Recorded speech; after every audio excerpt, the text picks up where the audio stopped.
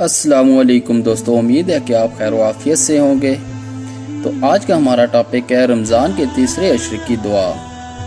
بسم اللہ الرحمن الرحیم، اللہم اجرنی من النار۔ اللہ تبارک و تعالیٰ کی رحمت، بخشش اور لطف و کرم کے دروازے اگرچہ ہر وقت ہر خاص و عام اور نیک و بد کے لیے کھلے رہتے ہیں، مگر اس کریم رب نے اپنے حبیب صلی اللہ علیہ وآلہ وسلم کی امت کو اپنی رحمت کے لامحدود خزانوں سے نوازنے کے لیے، جیسے اسلامی کیلنڈر کے بعض مہینوں، دنوں اور راتوں کو خاص فضیلتوں سے نوازا ہے، اسی طرح دن رات میں یعنی لمحات کو باقی دیگر اوقات پر خصوصی فضیلت عطا فرمائی ہے۔ جب ہم ماہ رمضان کو اس تناظر میں دیکھتے ہیں تو ہمیں اس کے ہر لمحے میں رحمتوں کی برسات ایک منفرد شان کے ساتھ پیاسوں کو ڈھونڈتی اور سیراب کرتی نظر آتی ہے۔ چونکہ یہ مہینہ برکتوں کا ایک بحر بے کراں ہے، انعامات و سعادات کا کبھی خشک نہ ہونے والا سرچشمہ ہے، اور سب سے بڑھ کر یہ کہ عطا ربانی کا مظہر ہے۔ اس لیے اس کی عظمتوں سے کما حق آگاہ ہو کر اس کا برکات سے بڑھ چڑھ کر مستفیض ہونے کی ترغیب دی گئی ہے۔ اس کے استقبال کے آداب سکھائے گئے ہیں۔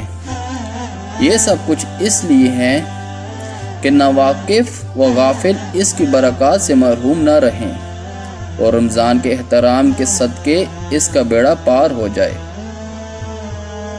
رمضان المبارک کے آخری عشرے کے دن رات مسلمانوں کے لیے خصوصی جدوجہد، اعمال صالحہ اور توجہ و انہماک کے دن ہیں۔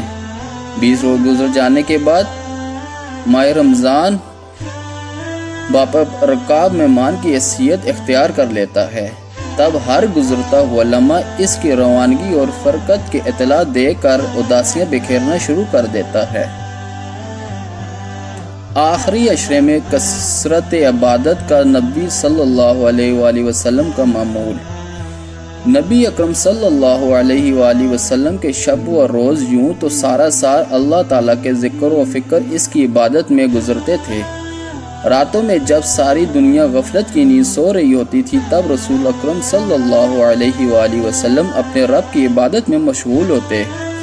تہجد کے نوافل میں سورہ بقرہ، سورہ آل عمران اور سورہ نساء کا ٹھہر ٹھہر کر اس محویت کے ساتھ تلاوت فرماتے کہ قدم مین شرفین میں رم ہو جاتا، کبھی خون رسنے لگتا، مگر اس تکلیف کی طرف آپ صلی اللہ علیہ وآلہ وسلم کی توجہ مقبول ہی نہ ہوتی تھی۔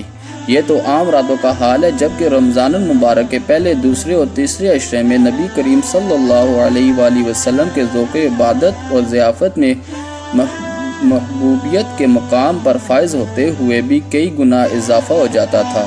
رسول اکرم صلی اللہ علیہ وآلہ وسلم رمضان کے آخری عشرے میں اتنی کوشش کیا کرتے تھے جتنی دوسرے دنوں میں نہیں کرتے تھے۔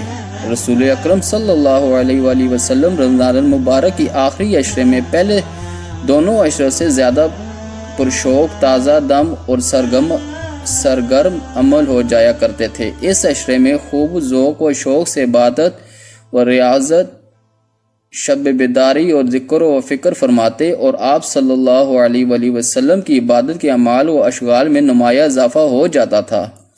سیدہ عائشہ رضی اللہ تعالی عنہا نے اس کیفیت کو یوں بیان فرمایا ہے: جب رمضان کا آخری عشرہ شروع ہوتا تو آپ صلی اللہ علیہ وآلہ وسلم عبادت و ریاضت میں کمر بستہ ہو جاتے تھے، ساری رات خود بھی جاگتے تھے اور اپنے گھر والوں کو بھی جگائے رکھتے تھے۔